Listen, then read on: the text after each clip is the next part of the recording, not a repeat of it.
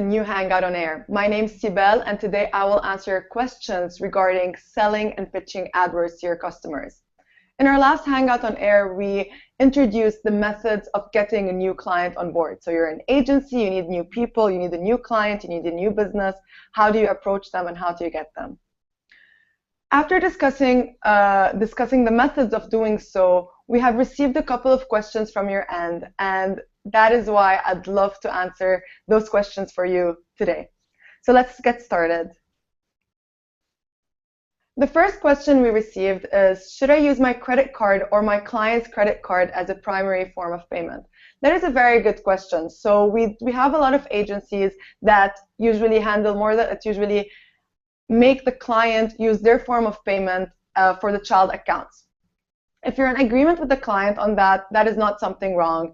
If you think the client would be more satisfied or more trustworthy, it would be more trustworthy for you and for the client to have the client pay, it's not an issue. However, it's always a good way to use your own, either invoicing your own legal customer or invoice name or your own credit card, and then send the client the invoices or the billing information to see exactly where every click has gone and to better understand the payment. So both ways, whether you use the client's credit card or you use your own credit card or your own invoicing name, you need to be very transparent on how the money was spent. How many clicks per day? Why was it spent that way? Was there why one day it was more? What was the budget? So as long as you're transparent, it's purely based on the agreement you have with your client. But it's always easier for management purposes to have one place where one source of money where you're paying everything, and then you will get the client to pay as part of the fees that you take from the client. Second question, how transparent should I be with my client? And when we speak of transparency, should I give him or her access? So when we talk about transparency, it's very important that you be as transparent as possible. You need to keep the client in the loop. You need to tell the client where his money is spent, what are the results of his investment on AdWords, what are you currently doing in terms of campaigns, what are you targeting. All those information should be communicated to the client at all times. Now, in terms of access, we've discussed last time that you are the specialist. You know what to do and how to make changes on the account. So there should not be any need for the client to have administrative access, for the client to go into AdWords and change what you are editing, assuming that what you are doing, assuming, of course, that there's a trust relationship between you and your client, and what you are doing is for the benefit of the client. So when you give a client administrative access, and that would only give them the ability to change what you made changes, to change your changes, that might result in a lot of conflict, or it might result in some lack of interest. So what you can do is, of course, give them standard access. Let them access the account. Let them see what you're doing, what you're adding. However, in terms of making changes to the account, maybe be very clear from the beginning that you are the people responsible for all the changes. However, if you have a client that they have their own marketing department and they're outsourcing their AdWords, however, they do have their own marketing department and they would like to make also changes maybe to one of the campaigns, not all of the campaigns, you can, at that point, you can tell them take administrative access or take all sorts of access to make edits. But it's very important that you and your clients would stay like there would be this sort of communication where the client is telling you what he is doing and you are telling the client what you are doing, so you avoid any clash or any problems there. So transparency, I cannot recommend it more. Be as transparent as possible with your client, and if the client, even if it will make the client more reassured that that he has access, that he can always go back to his account and claim it again, just for reassurance as well. That is part of your deal, and that is when you can give access or not. So it's purely based on your deal with your client. That's a very interesting question here. So what is the best way to land new clients? Landing new clients is the most challenging part of an agency because you need to find that client that has a lot of potential, that really, really needs you, and that person that you can make a lot of changes and have a lot of results. The first go-to businesses that we usually recommend to our agencies are startups or very small businesses that are just starting up in your market, and you knew about them, and their business model would really benefit from an online campaign or from having online advertisements. So let's say you are aware that there's this new small store that sells some sort of new service, probably a service for children, for example, or it's a play area and a new playing area in your region. It's interesting to go and contact those people directly. Go to that place, ask them if you'd be interested in having online advertising. So that would be it. So just finding the startup. You can go on social media. You can check what's the new trends out there, what businesses are opening, what industries really would make use of online advertising. So first of all, it could be a business itself. Second of all, it could be an industry that you might see that it's, for example, tourism. And the tourism industry really needs online advertising. So what you would do is to go and search for all the traveling agencies, all the services that are offered for tourists, all that. You can go find them and approach them and tell them, hey, I noticed that you're in this industry, but you're not on online advertising. I'd really, really recommend that you go on online advertising, and we are here to help you do that. So you find the business, you find the industry. It's very important to keep an eye on the market. So the answer to this question, the best way to land new clients is to keep your eyes open to any opportunity in terms of industry, in terms of market, in terms of new businesses happening in your region, and target them. Go directly, contact them, whether it's by phone, by email, personal, set meetings, explain to them who you are, and explain to them how you can make their new business or the business within that industry way better by just taking them on as clients. Fourth question for today is, are there types of clients' business models I should avoid acquiring?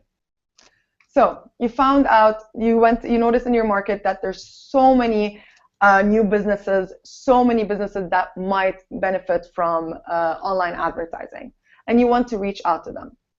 You reached out to them, you contacted them, you saw that they might be interested.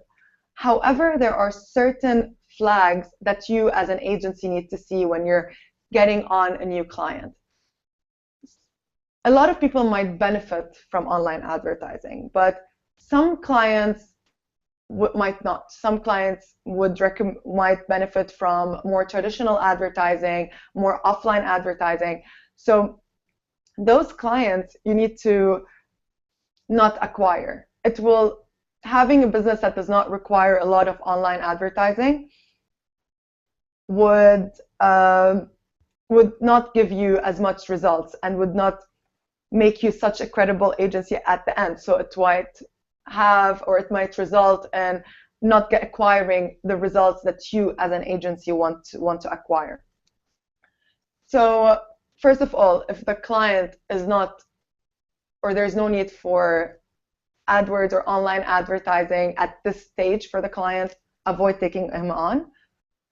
Second, if the client, you met up with him and he gave you his goals and they seemed very unrealistic, and yet after you communicated with him and told him how goals should be set and how realistic goals are, and yet the client pushed back and was resilient, or had this opposing opinion about his goals, and he believes that his goals can be met by advertising, if you did not manage, after meeting up with him once, twice, or 3 times, to change his opinion on unrealistic results or unrealistic goals, avoid taking that business as a client. It's very important to keep explaining to the client what you are capable of doing in terms of results, in terms of conversions, in terms of acquiring new profits for the client. Never promise the client any results that are unreachable, just for the sake of getting the client, because that will lead into a lot of conflict, and it will lead into threatening your credibility as an agency. Let's see if there's other types of clients as well. So we discussed they're not online, if they're pushing back, if they are not. That is very important. There's a lot of small businesses that are very traditional, and they're very afraid of new marketing options. That's a challenge that you as an agency have to face every single time.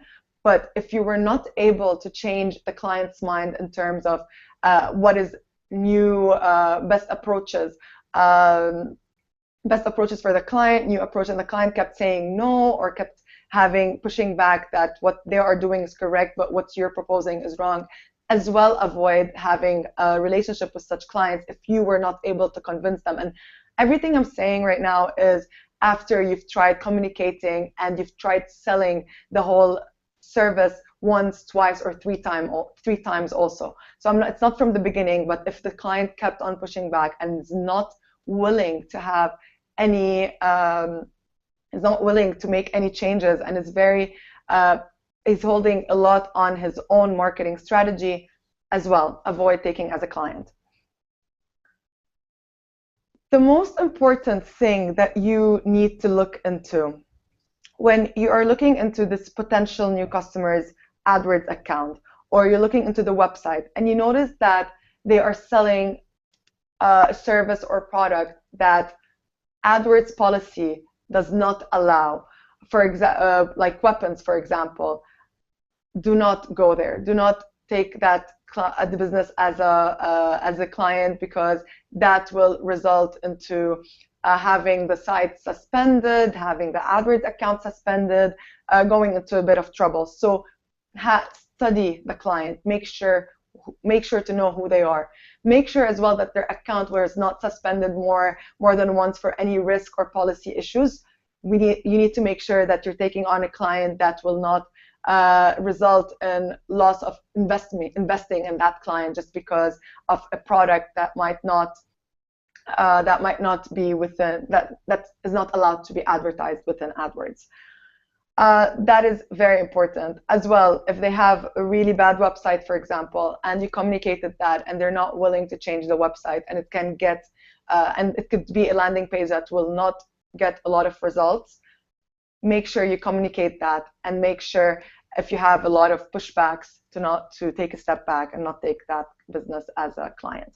So those are few of the things, or few of the flags that you need to look into before you acquire a new business. And as I mentioned before, you need to be as transparent as possible. Communicate everything. Tell them what's wrong. Tell them how they can improve it. If they do not want to improve it, that is when you have to take a decision of whether you take them on as a client and risk a loss or not.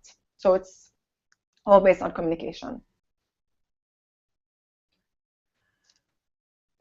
Similarly here, we have a question about a client disagreeing with a certain strategy. Is there anything I can do to convince him otherwise? It's very normal for clients to occasionally, or to not trust or feel afraid of a new strategy that you are suggesting. It's very normal. And in this case, we're assuming that the client has been very flexible with you in previous times. He's now your client. You've established this trust relationship with your client.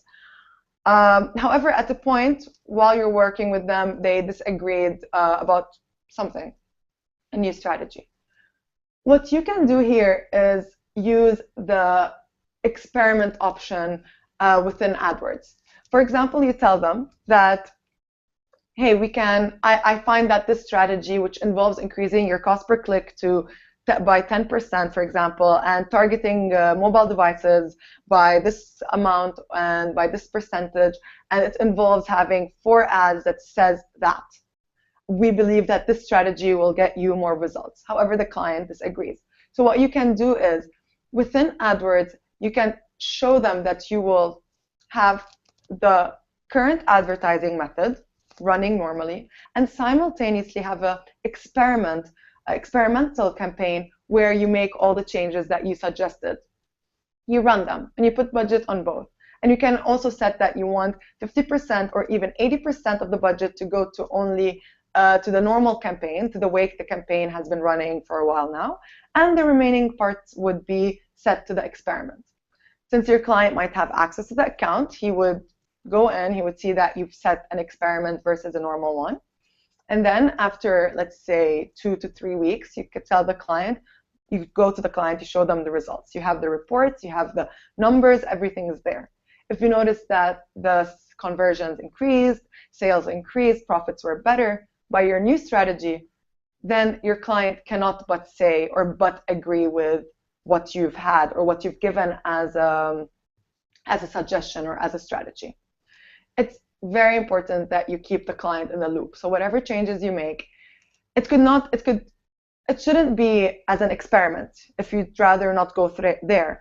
However, you need to keep the client in the loop and give the client the results at all times. So the main goal is for you to reach a point where the client trusts every single strategy that you're doing because he knows you are the expert, you are the specialist with AdWords. So reports, that's very important. Keep the client in the loop, and you can make use of experiments. 6th question for today. Can a client get our partner status removed? Well, we discussed how you should avoid a client. Let's say you got a client and that client noticed certain activity from your side. Clients do have the right or do have the authority to report any agency or any partner they believe is not abiding by the requirements, by the policy requirements of Google. And that's why it's very important for you as an agency to maintain all the best practices, to be within all the policy, to avoid being reported and to avoid losing your partner status. For example, some of the things I can discuss right now or I can show you about are first of all, you need to keep everything management fees. You have to be very honest about the management fees. You have to be very clear. If it was in your case studies, if you made case studies, explain how how much every client paid, for example, and what was the sort of return he got since you have results, since you've had clients before. Ask around, see how things cost. Make sure, let's say, if you are giving them a cost of the campaign based on a keyword planner, based on Google Trends, based on all the tools we've discussed in our earlier Hangout, show them, display that in a report or in your proposal, show them where you got this information, based on what are you making them pay this amount. Because if it was unrealistic amounts of money, they can report you, they can contact AdWords and say, or contact Google and say that the management fees are unrealistic, or ask about that, and based on that, an action could be taken. Most importantly, false and misleading or unrealistic claims. We discussed that earlier today.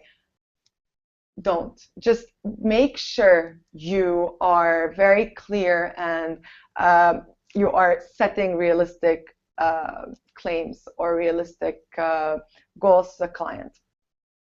First of all, if you're guaranteeing a placement on Google, telling people, well, because if we're handling, you're always on the first, whatever budget you put on whatever business you are, people will convert. Saying that might get the client on board, but it's unrealistic, for example, to have the ad if you don't have the budget to it, or, for example, to have the ad appear at the top at all times, or to guarantee that an ad will appear on a certain website at all times. Those are guarantees you as an agency, you are aware that you cannot give, because there's a lot of factors and there's competition in an industry that you need to take into consideration before you promise a certain position or certain placement as well. So we have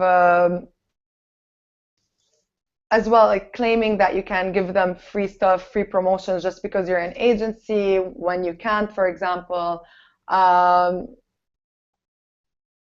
Offering unlimited clicks. We've had clients reach out saying that certain agencies are offering unlimited clicks. We know this is unrealistic. You cannot offer unlimited clicks. Clicks would end after the budget ends. That's the way AdWords work. That's what you need to communicate to the client. So those are very important criteria for you to abide with, so you do not lose your badge or your partnership, your Google Partner badge. Another thing that you need to make sure that you're not doing is when you're acquiring new clients, make sure you do not have a harassing or abusive approach to acquiring new clients. For example, repeatedly cold calling the client. You saw that this client in your region is amazing, he should be on AdWords, but the client doesn't want that. That potential business does not want that. To him, he's happy with his current marketing and he does not want to work with an agency. So if you kept on cold calling or kept on pressuring them, kept on harassing that business or threatening in any way, that will get you in trouble. That will get the agency in general in trouble, and it will get the badge removed as well. Something as well like offering AdWords vouchers in exchange for payments. Usually AdWords vouchers are given to our agencies for them to make their child accounts perform better, to make use of the child, to make use, or it's just to support our agencies. That's when we offer AdWords vouchers. However, when you tell the child account that you need to pay for this AdWords voucher, and we are aware of that, that might as well risk your partner status. There are a lot of other requirements that include transparency, account setup requirements, best practices that you can find on our help center, and they are set in details. They're very detailed on our help center, and I would really recommend that you go take a look. Make sure you're abiding with everything, because it's very easy if a client notices any breach or any breaking of any of the policy, they could easily contact us. It's an easy process where they reach out to us, we get the complaint, and we would investigate, and that might result in getting your partner status removed, and also getting all the accounts that you're working on suspended. So make sure you do not risk that. Next question for today. How do I go about deciding on a fair management fee? So usually management fees or agency fees within the market or within your market they're not hidden. So make sure that if you're, for example, in UAE and you know that the management fee is 200 dirhams, for example, per month, make sure that you are asking for 200 dirhams, not 1,000 dirhams, for example, because clients do ask around. Clients are approached by more than one agency. They know what is the pricing there. You've worked with, at this stage, you might have worked with more than one client. You know approximately how much things cost for having the ad running successfully. And that you can give the client in the forms of reports, from the keyword planning, from the trends, from everything, from all the tools available for you to know approximately the costs. The management fee is the extra. So here it's based as well on how much along with how much the market is, how much the market is asking for, like other agencies in the market. As well, it's based on how you decide, or what is the sort of payment method that you want to go for. So if it was, like we discussed 3 last time, so if it was having people pay a certain percentage based on the results you've given, or would it be a fixed fee that you need to take? So those are 2 criteria you need to look into. You need to ask around, you need to see and study the market that you're in. So in UAE, prices could be different than in Saudi Arabia, for example. So make sure you're aware, make sure that you're not asking for a very high management fee, because clients or potential businesses are, or they have an they know approximately how much things cost. So transparency, as I said, making sure you're aware of the market you're in. It's very important when you decide on having a fair management fee. One of the methods here, the question here would be, how do I go after a client that appears on the top of the organic search results? One of the methods of acquiring new businesses is looking into certain keywords. Like, as I mentioned, you see that in industry, tourism is very important. You can actually go online and type in words related to tourism. It could be visit Dubai, Dubai hotels, anything related to tourism, and check out what the results are, and check out what the organic results are. If you notice that using a lot of keywords, you have this one website that is constantly there on the organic result. However, they're the top on the organic result, but there's always those 2 ads on top of them at all times. You can easily reach out to that client and show them screenshots of that, telling them, look, if you noticed, if you search for those keywords, when people are searching, you are on the organic search. That is great. You're doing a very good job on the organic search. However, you have 2 people that are not appearing at all on organic. Their search engine optimization probably is not that good. However, they're always appearing on top of you. And psychologically, and it's known as that, people tend to click on at the first result rather than the organic result. So you have the first 2 results, they click on them, and then you have the 3rd result, which is that potential business organic result. You can just show that that's like the only way to approach those clients. Make sure they are aware that regardless of the fact that the organic search is really good, there are competitors appearing on top of the page. So why not put or set a budget for AdWords to maintain this really good status on the Google search results page, and make sure that you're appearing. So, and what other could we recommend here? How do I go after a client appears on top of the organic search results? So it's pretty much being very clear on how AdWords could get them on top of the results. So it's either giving them the example or showing them your case studies of how you got clients with really good organic results or really good search engine optimization there to appear on top of the page. I believe that should be our last question for today. So that was our last question for today. Thank you so much for watching. It was, please stay tuned, or be sure to stay tuned for next month, for December 7th, for our Hangout on-air trainings about measurements and reports, which is very important for you at this stage, because as we've been discussing in today's Hangout and in last time's Hangout, reports, measurements are very important for you. They are the tools to allow you to be as transparent as possible. So again, thank you so much for watching.